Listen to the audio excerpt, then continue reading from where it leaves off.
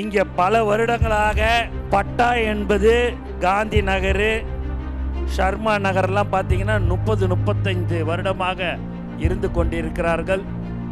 அவர்களுக்கு பட்டா வழங்கவில்லை என்று பொதுமக்கள் நம்மிடம் சொல்லியிருக்கிறார்கள். அந்த பொதுமக்களிடம் நீங்கள் தாராளமாக தைரியமாக சொல்லுங்கள், ஜூலை மாதத்திற்குள் பட்டா வழங்கப்படும். எங்கள் தலைவர் தளபதி முதலமைச்சர் ஆனவுடன் உங்களுக்கு பட்டா ஜூலை மாதத்துக்குள் நாங்கள் வாங்கி தரோம். எங்கள் தலைவரிடம் சொல்லி நாங்கள் அதை பெற்றுத் தரோம் என்று தைரியமாக சொல்கள்.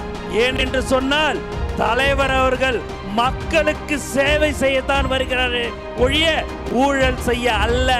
ஊழல் செய்யவும் மாட்டார், ஊழல் செய்யவும் நம்மளை யாரையும் விட மாட்டார். ஊழல் யார் செய்தாலும் சரி அவர்கள் மீது கடுமையான நடவடிக்கை எடுக்கக்கூடிய ஒரு தலைவராக நம் தலைவர் தளபதி இருப்பார்.